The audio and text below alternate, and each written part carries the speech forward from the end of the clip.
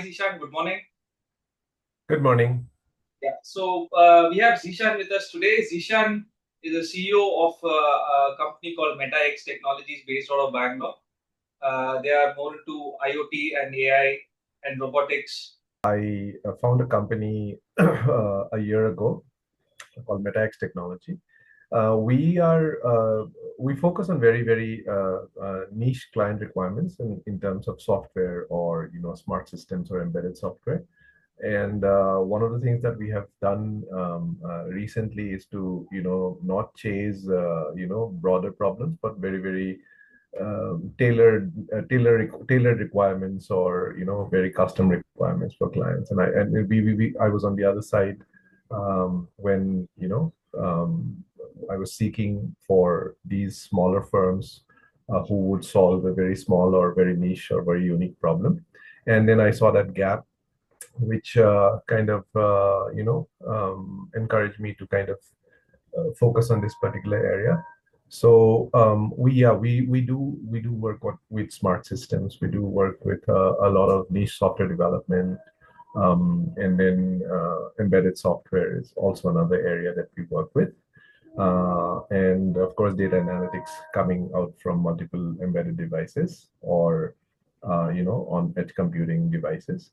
And yeah, I mean, so that's where we started, and it's going, ups and downs, but it's going smooth so far. So good. Yeah, awesome. I think we are at a very critical stage of technology transformation, right, across the globe with AI and agentic AI, coming into the picture, and it's probably disrupting the market like never before. A lot of changes happening in the technology space, especially, and a lot of students are on the verge of getting into engineering or science or any other stream, right? And probably nobody is 100% sure of what it is going to be after another 3 years or 4 years down the line. So, as a CEO, you would have seen a lot of interns, a lot of students coming to your company, right? And you're also advisory on the advisory board in a college, engineering college. So, seeing all this and your background, right? What would be your advice to the students who are, probably on the shore, just thinking which boat to take? That's a good question. I mean,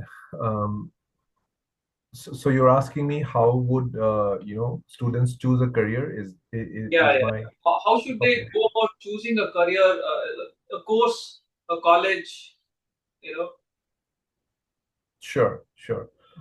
So coming to your first point, I mean, I definitely do think that there is a transformation that is happening, and that transformation is we are not very sure about how the transformation will impact an employee or a student who's going to become an employee in the next 5 or to 10 years. So few things that are coming out as research points where a lot of people have spent significant amount of time trying to understand how, let's say, for example, this generative AI, taking that as a cue, is going to change. Its second is, of course, machines being able to make choices by themselves, which renders a lot of jobs or employment opportunities obsolete. You have to be either better in those areas, or you have to be able to use them efficiently or smartly. So now today is a juncture where some of these things are um, we are not very certain about how it's going to be. I'll just give you an example of when blockchain was in vogue.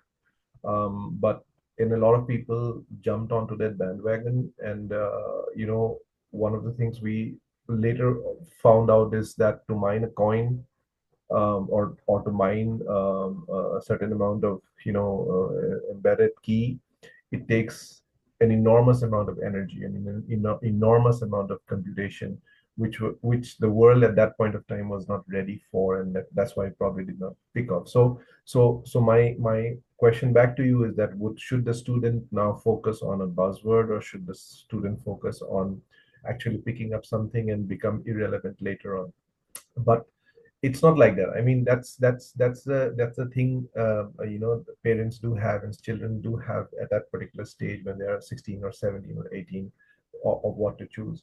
But to be able to tell them of what to choose, I would prefer going back to the basics. Like, for example, one thing that I do feel is that the student themselves, or the person themselves, should understand what interests they have, what are the strengths, what exactly are the values that they strive for. Are they like an analytical person, or are they a creative person, or are they a hands-on person?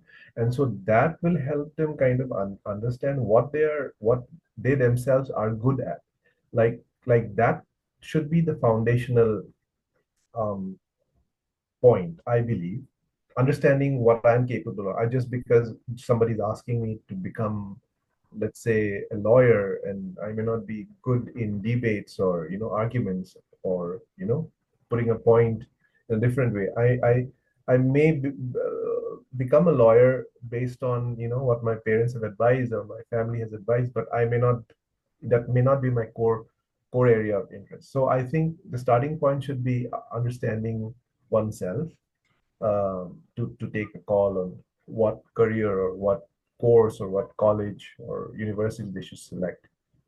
So that's one thing. Of course, the second, of course, is like to look at broad, to explore broadly. I mean, there is, of course, being Indians, we always have this medical or an engineering kind of a coin flip, but that is not so. I feel. I mean, there are multiple things like product design. Of course, there is AI, there is data science, there is psychology. A lot of these things, environmental science. So one should look at, I mean, I feel that, during that particular stage, one should explore looking at, let's say, webinars or free webinars or some kind of resources to get an idea of what these fields actually look like. Um, so that gives them a broader perspective of what's available. So that's one thing. And of course, then if they get into attending a webinar, they could join some kind of forum or understand what exactly would be good for them. Like they have first identified what exactly they are as a person, what their core strengths are, where they could succeed, and then now they have kind of tried to map it to some broader space. Like I may be good in psychology. I may be good, let's say, only in AI. So those are the things. And then the other thing I also feel is how do they choose is also to find out where they fit in, like choosing the right environment and not just the name of the college. I mean, there are you see that there's a tier one college and a tier two college and so on and so forth. But then is that particular thing encouraging creativity, or encouraging a more peer-to-peer community networking among the students? Because I think this phase of life is very important, where how you communicate and interact with your peers is also very important. What kind of faculty there is, how is the faculty support, or the student life, uh, are they good places to hang out? Sometimes you might want to hang out after your intense classroom sessions and things like that, right? And those are the things, internship opportunities and so on. So that environment is also important. And finally, once you have done this, you have to then kind of balance your what I feel that is important for me, and I have observed that in my own life, is that passion versus practicality.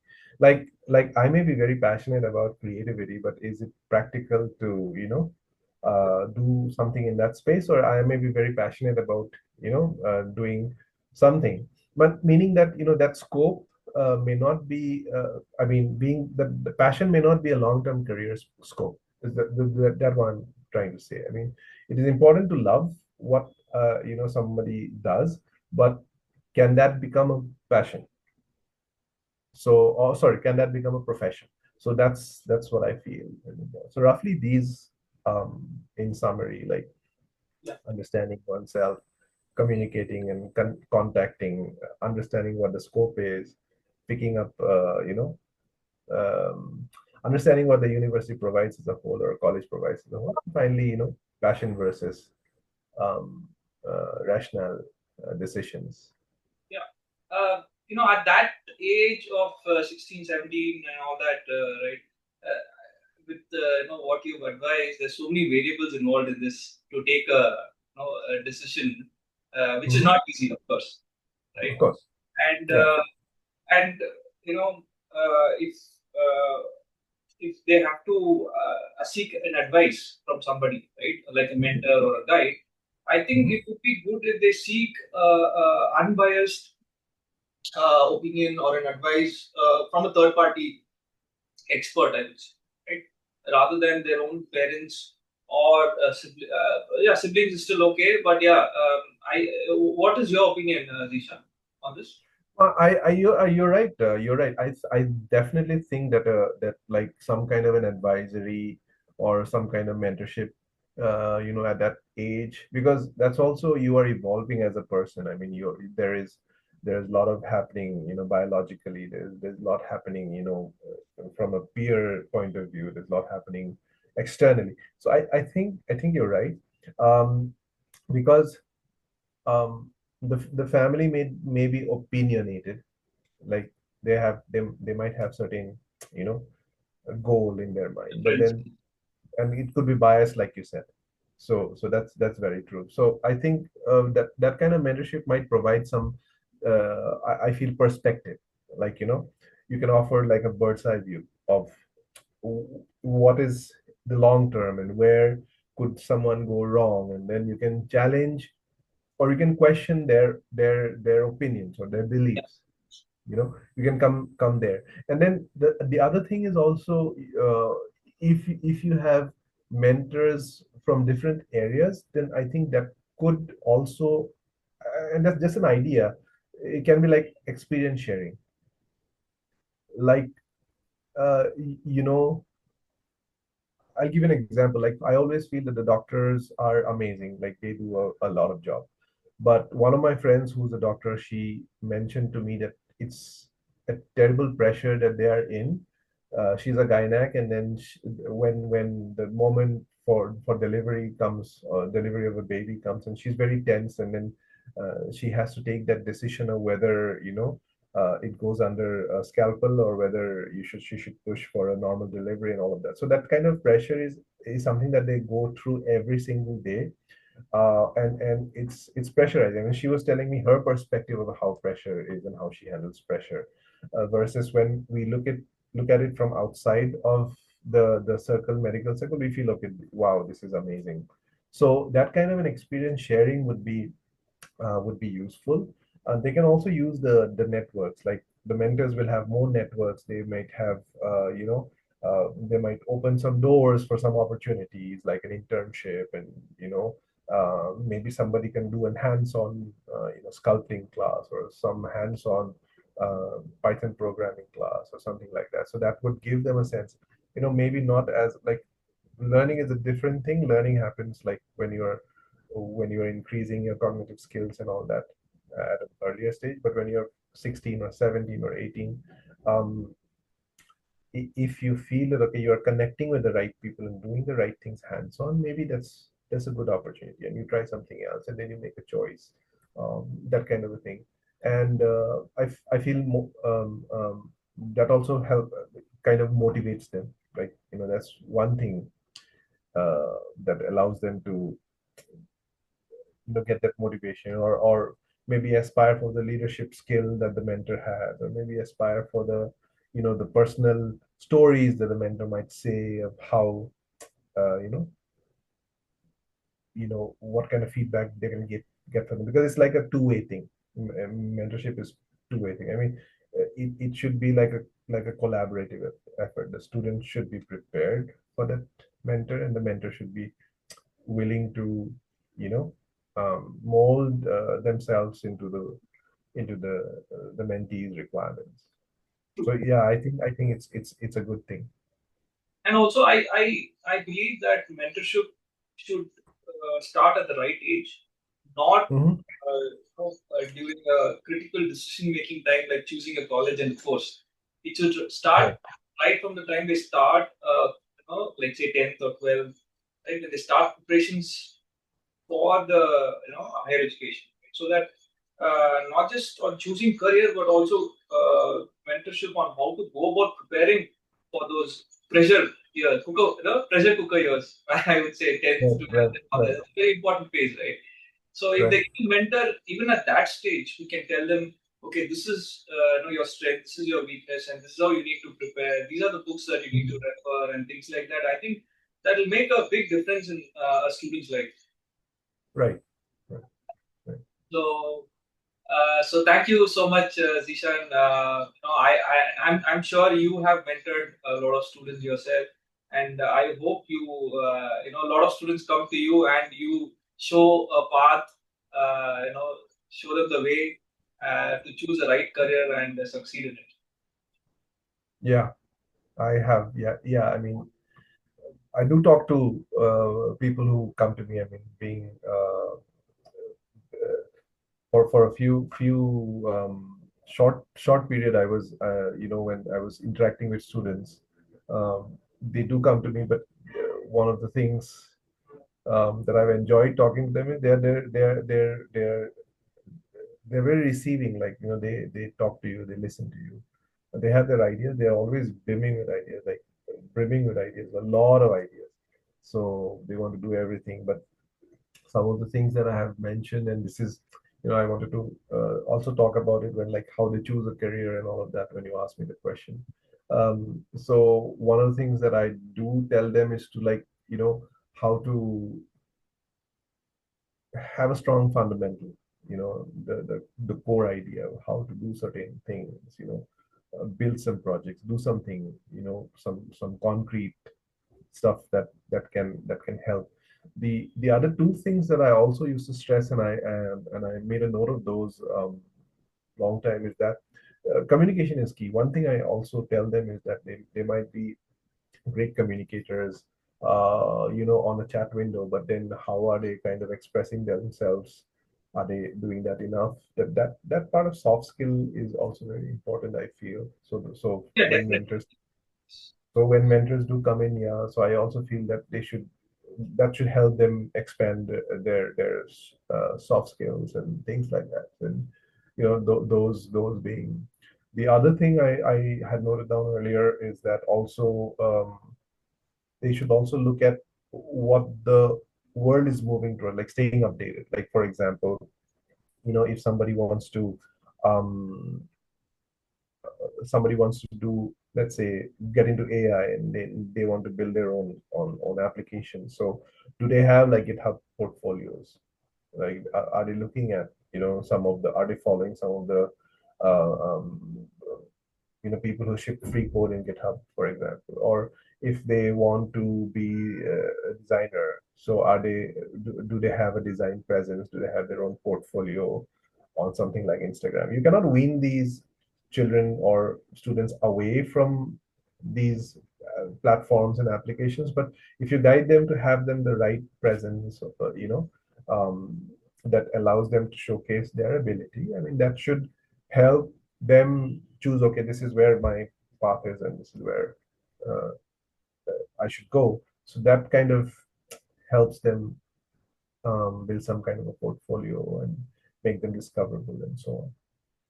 So these True. are, like, that's the other two things I wanted to tell you. With I wouldn't, I don't know if I can use the word uncertain, but yeah, I don't know any other word that I can choose from, with a very uncertain sort of future that we have with respect to jobs, with respect to technology. I think inputs like this and mentorship and guidance will go a long way for the students. And given that India has so many lakhs of students passing out every year, right, it becomes even more important that they are channelized in the right direction with respect to Right, creating their own companies or getting into good jobs and things like that. And I think this space needs very a careful sort of taking care sort of thing. right. Yeah, Taking care. Yeah. yeah. I mean, uncertain is like a little bit of a harsh word, I feel. Yeah. But I'll leave you with a quote that I read recently. I don't know whether it was some WhatsApp group or something where I read, is that um, these students will not lose their jobs to AI, but they will lose their jobs to someone who knows how to use AI. So it's kind of funny. So I thought, that's one area, and then I think that kind of resonates with one of the World Economic Forum reports on um, uh, what is it called, on employability in the next 5 years, and that also says the same thing, is that you know you probably there'll be a lot of people coming out of their jobs and then wanting to get reskilled and get back to the job. So it's not that they have lost their jobs, but they can reskill themselves and go back. So it's like that. So I'm not, again, this is just what I've read and may not be true, and Yeah, this kind of reminds me of this. I know I've read some time back. When you and for example, when somebody like when you and your friend are in a jungle and a lion chases you both, what will you do to survive or uh-huh. escape with the lion? You need to run faster than the other guy. Correct, correct, I think true, it makes sense here also. In the sense, if you have to be faster than the other person, and you have to right. have relevant skills. Right. Absolutely. Absolutely. And if there is someone like a mentor or a guide or Yeah, an advisor to kind of take them in the or show them the right directions, yeah. that'll be really, really useful. Yeah. Okay, thank you so much for your time, Zishan, for joining. Thank you, Mahesh. Thank you so much.